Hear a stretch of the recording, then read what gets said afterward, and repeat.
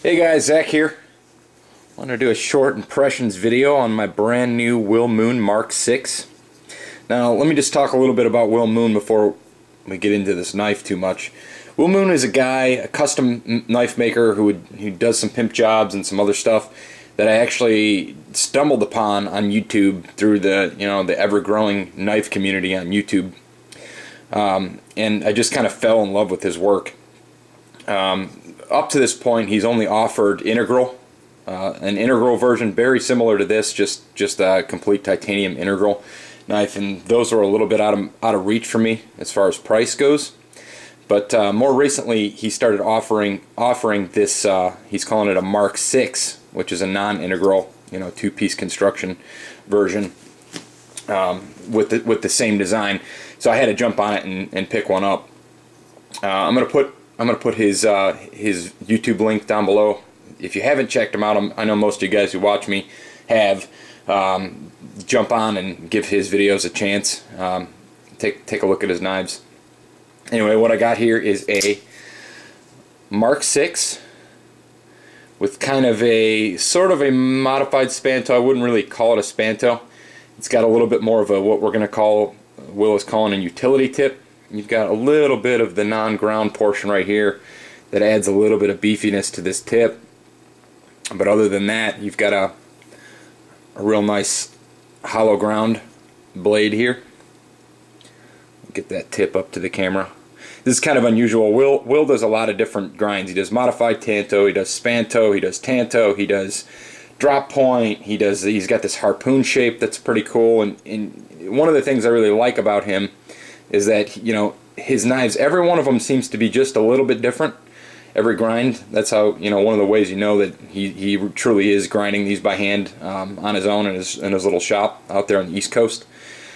You can see you've got a nice little swedge here across the top, and there's that tip. So we can get that tip right here. So even though this tip is like needle sharp, you still got a little bit of substance here to it, to give it a little bit of strength. So I just got this one in last night, and I wanted to go ahead, and I'm excited about it. I'm glad to have it. I saw that he had custom orders up. I'd been gone for a little while, and he'd actually sold a bunch of these knives. I shot him an email, and I caught it just right in between batches, and he managed to get one put together for me within a couple weeks. Ground the blade out and got one to me. So this one, all of the original ones that he had up on his site were S30V steel. This particular one is it's a sterile, unmarked blade, but this one's CPM 154 per my request. I had a choice between the two, and for my uses, I've had better luck with CPM 154. Will likes to work with it too, so that helps. Give you a look at the jimping here on the top. Real nice jimping, real functional. The lock, basically you've got two titanium frame pieces here, bolstered, and then you've got the G10 just kind of laid in there. Give you a look at how he does this. He's kind of big with the glow and the different things he does. He does a lot of creative pieces that kind of sets him apart for me. Makes me desire his knives, because every one is a little bit different. I don't think there's any two that are totally exactly the same, whether it be the materials he uses for the inlays, or where he puts the glow, if he puts the glow, and these different milling patterns, these artistic milling patterns he does. Every one is a little bit different, and that's kind of what you want. At least that's kind of what I want in a custom blade. I want something truly unique.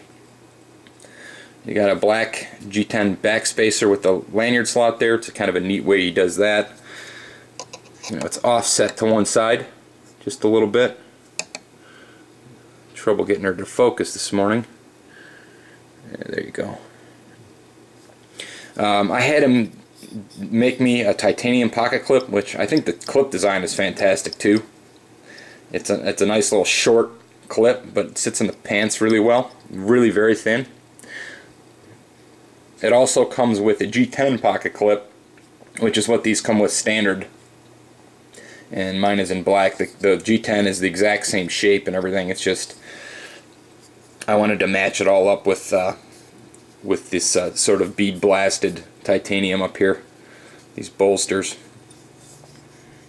Just a really nice piece. I mean, it came very, very sharp out of box. He crowns these and grinds these by hand, like I said. Just get it on camera here. And if you haven't noticed, this is the OD green scale. I think he can do just about any color. He can do canvas micarta. He can do silver twill. The only material I believe he doesn't work with is carbon fiber. I think he's very allergic to it, and gives him a crazy rash. So just about any material other than carbon fiber I think he'll work with. Check that lockup. Nice early lockup. One of the things I really like about his design, this particular design, is this lock, the way he does his lock, the way this is milled out right here.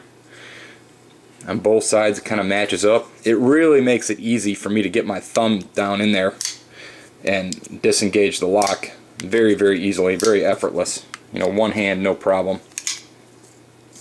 You got kind of a choil, kind of almost a false choil.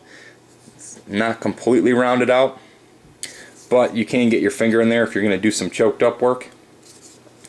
And he leaves this last little bit of blade, like right here, this last 1/8 of an inch or so, not completely sharpened, so that if you were to slip forward just a little bit, like right here, you got quite a bit of pressure on it, you're not going to cut your finger.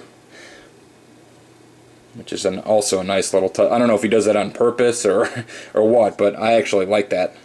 That way I don't have to worry about coming forward a little bit and cutting my index finger.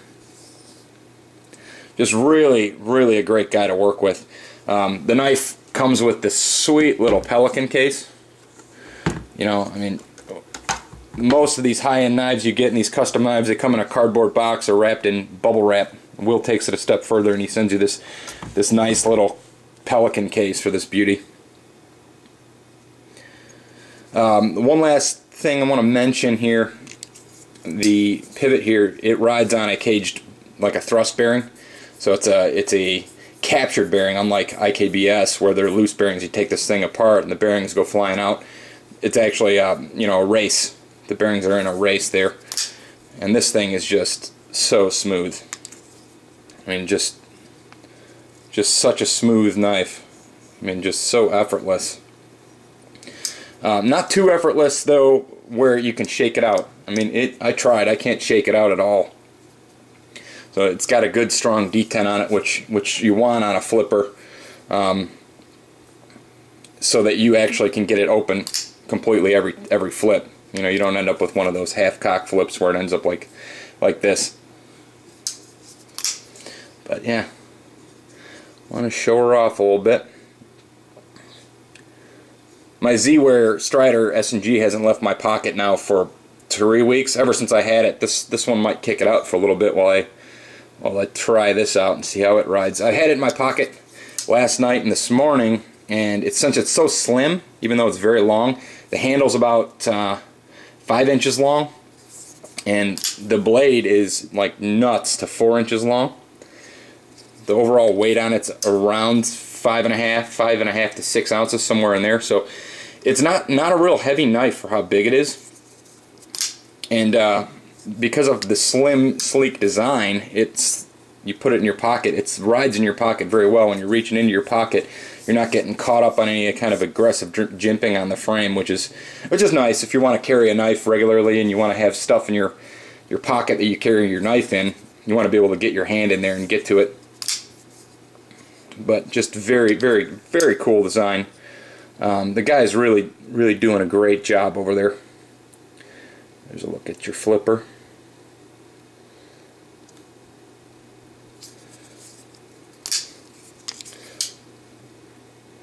Centering there.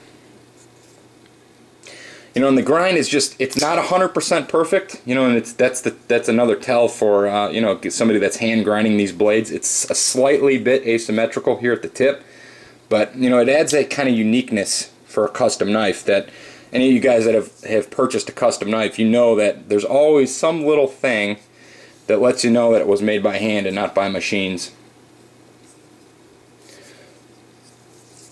So we touched on the weight, we've touched on the length. I mean, it's a big knife. You know, you've got a 4-inch blade and around a 5-inch handle. Let me just check that handle length for you real quick.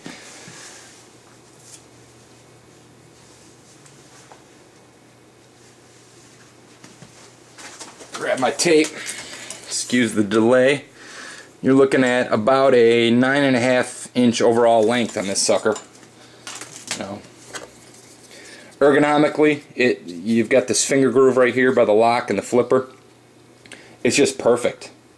And you get a little bit of the knife sticking out of the back here, back of your hand, because the handle is so long, but man, does it just feel right. It just feels so good in your hand. Here's the picture zoomed out. I mean, you feel like you could do some serious work with this thing for a long period of time and not running into hot spots. So my hat's off to you, Mr. Moon. Cheers to doing more business in the future. Last thing I want to mention before I jump off here, Will is saying that the way he machines these blades out and these handles and whatnot, that his blades will be interchangeable. So if I wanted, I could buy any number of different blade shapes and grinds and just swap it right in. And because of the preciseness that he has these blades milled out, they should work with the lock on any different frame combination, whether it be one of his integrals or this one. So I'm thinking about actually picking up a 1-cliff blade from him and actually trying that out in here too, just to kind of put it to the test and see if they really are interchangeable, and if you know, swapping the blades out on these things really will work and still achieve a good lockup. Anyway, there you go. Will Moon Mark 6. Thanks for watching, guys. Talk to you later.